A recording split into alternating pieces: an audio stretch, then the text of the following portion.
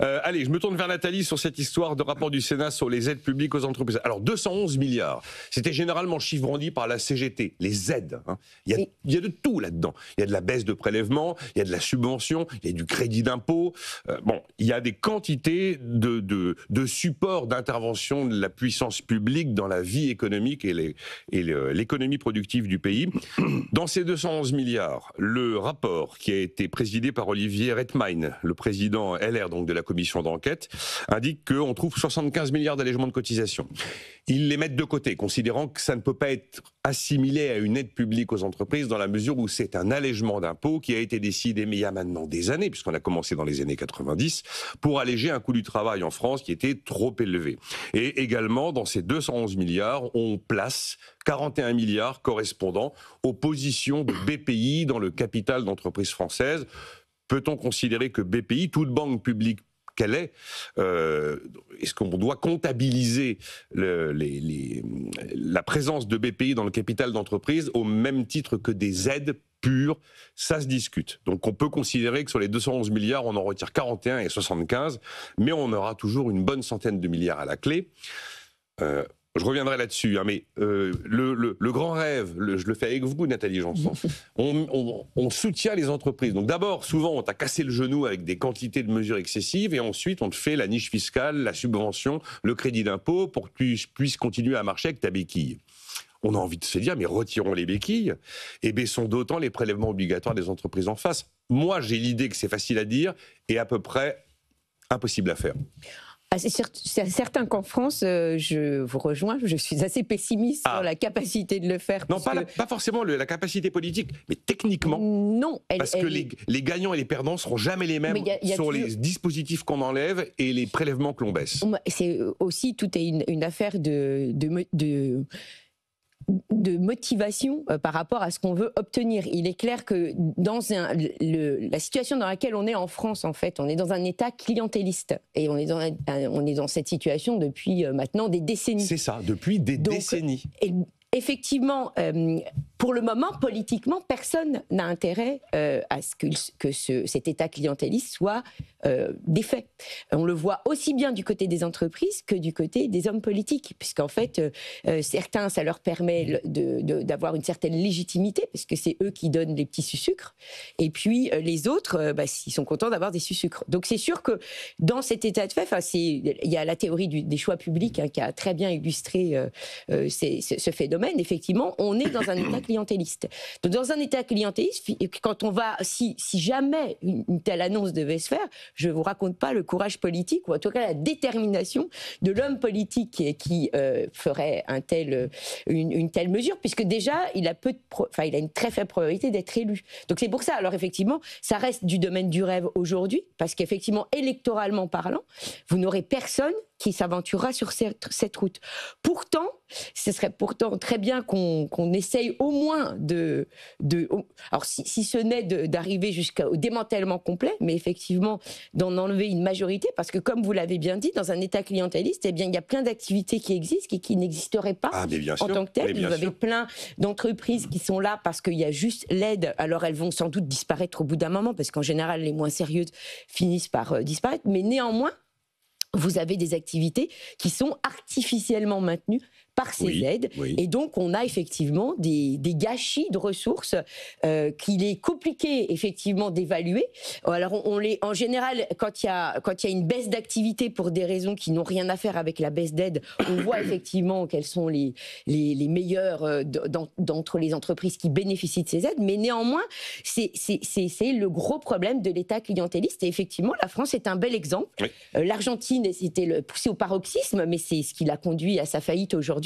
Mais en France, on a un bel exemple d'État clientéliste. Et effectivement, politiquement parlant, si on reprend la théorie des choix publics, on ne voit pas quel homme politique pourrait avoir un programme qui enlèverait toutes les aides, même si, en fait, ce serait bien ça qui est préférable, puisque vous doutez bien que si vous n'avez pas les aides et que vous avez un impôt qui est plus flat, parce qu'en fait, c'est ça, c'est une flat tax pour toutes les entreprises, on la met à 15, ou on la met à 10, on la met à ce qu'on veut, et effectivement, à ce moment-là, on n'a plus rien d'autre. Donc, les perdants et gagnants, toutes les entreprises ne vont pas disparaître, puisqu'elles auraient une baisse du taux d'imposition et elles auraient de la prévisibilité. Mais bon, à nouveau, il faudrait savoir quel homme politique serait capable de se faire élire sur Moi, quel je suis programme. une entreprise qui a énormément besoin d'apprentis pour fonctionner. Il n'y a plus aucune aide à l'apprentissage. Patatras, même si en face j'ai une baisse d'impôts, je me retrouve dans une situation, d'une situation de dépendance qui a été installée depuis très longtemps. Mais je n'arrive plus à avoir la tête hors de l'eau. Enfin, c'est pour ça que mais c'est souhaitable. Je suis d'accord qu'en termes de lisibilité, c'est souhaitable. Sylvain, imaginons, je sais pas moi, vous vous sentez aidé ? Ah non. Vous vous sentez pas aidé ? Non, on ne se sent pas du tout aidé. Ah. D'autant plus qu'on est une ETI, nous, et que les ETI, je le répète, ont moins d'aide que les PME. C'est l'Europe qui a décidé de ça et on suit bêtement cette idée. Non, je ne suis pas du tout aidé. D'ailleurs, je ne souhaite pas être aidé. En fait, l'idée n'est pas d'être aidé. C'est vrai que je préférerais qu'on me supprime les 70 ou 80 milliards d'impôts de production. Parce que ceux-là, ils pèsent sur toutes les entreprises, ils pèsent sur l'emploi, ils pèsent sur l'investissement, ils pèsent énormément. C'est ceux-là qu'il faudrait. Quitte à remettre en cause supprimer. les 70 milliards d'allègements, 75 milliards d'allègements. Il y a des. Encore une fois, les aides, c'est facile de dire, il faut plus aider les entreprises ou on aide trop les entreprises. En fait, les aides, quand elles sont ciblées, quand elles vont vers l'innovation, quand elles permettent à des entreprises de se développer, quand elles permettent à des entreprises de recruter des apprentis, ça aide les apprentis, ça aide les entreprises. Donc ce ne sont pas des aides, c'est finalement une subvention à l'économie française, à l'emploi, à l'investissement. Donc cette partie-là, il faut la garder. Je suis certain qu'il y a beaucoup d'aides et de subventions qui ne vont pas forcément dans la bonne poche. Et d'ailleurs, un des intérêts de ce rapport du Sénat, c'est de dénoncer l'opacité.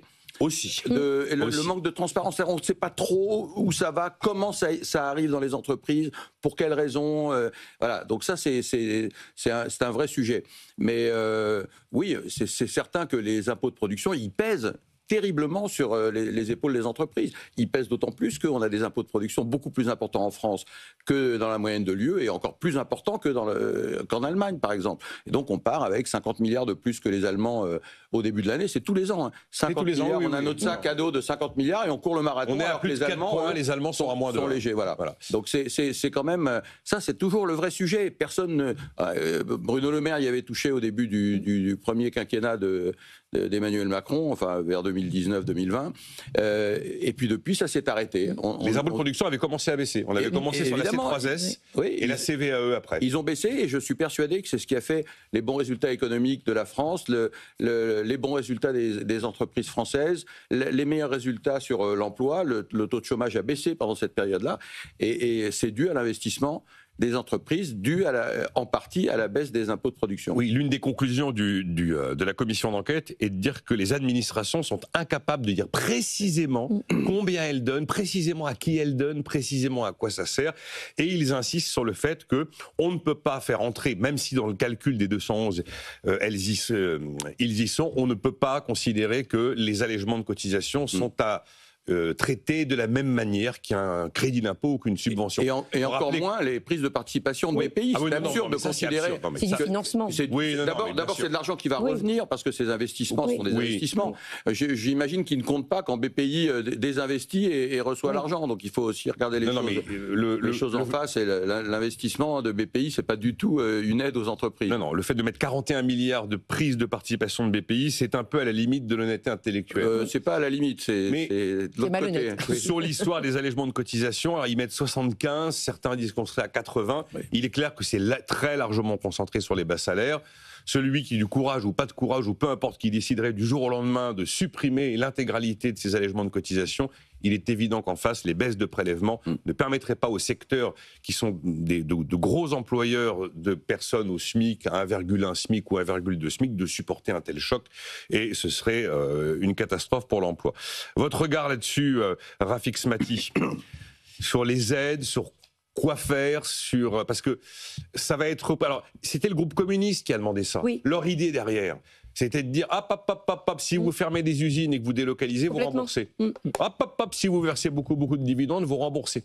Il y avait ça quand même derrière comme idée politique en commandant ce rapport au Sénat. Votre avis là-dessus Écoutez, moi, ça va devenir le chiffre de référence, 211. Hein.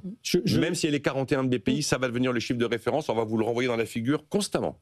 Je suis extrêmement pessimiste quant à la capacité de certains de nos élus à appréhender le drame économique dans lequel nous sommes aujourd'hui. Parce que pour régler un problème, il faut commencer par poser un bon diagnostic. Et moi, le simple fait qu'on utilise le mot aide aux entreprises, déjà, le débat est biaisé. C'est-à-dire que déjà, il va falloir vous en mettre d'aide aux entreprises, déjà, le débat est biaisé. Vous vous rendez compte qu'en France, nous avons le coût du travail le plus élevé parmi tous les pays européens.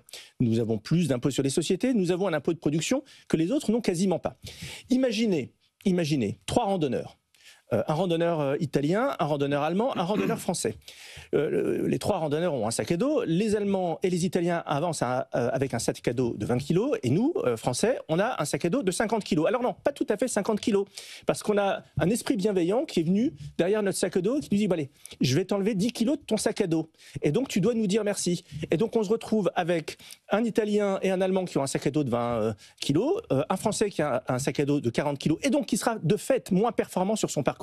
Et on doit dire merci à une puissance publique qui a eu, parce qu'elle est extrêmement magnanime, la grande gentillesse de nous enlever 10 kilos de notre sac à dos. Voilà l'état dans lequel nous sommes aujourd'hui. Donc je crois que nous ne devons pas tomber dans les arguments, les éléments de langage, même s'ils nous sont imposés, même si ce chiffre de 210, vous l'avez dit Nicolas, va être utilisé par tout le monde, mais c'est la nouvelle norme, y compris par la classe politique, par les syndicats, etc.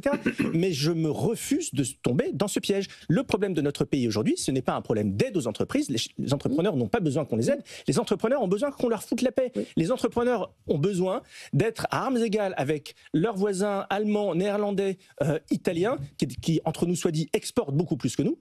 Il serait peut-être temps de se poser les bonnes questions, parce qu'il y a peut-être une relation de cause à effet avec le fait qu'on exporte si peu, qu'on ait aussi peu d'entreprises de taille intermédiaire comparé à nos voisins et que nous avons ces taux de prélèvement obligatoire aussi importants. Donc non, arrêtons de parler des aides. Moi, je suis d'accord pour qu'on remette à plat tout. On remet à plat. Vous me donnez un sac à dos moins français de 20 kilos et je suis prêt à renoncer à toutes les aides. Sur le Made in France, Rexecode a commis une enquête passionnante en disant que le problème n'était pas la qualité des produits français, mais le prix des produits français, le prix d'une Made in France par rapport aux autres pays.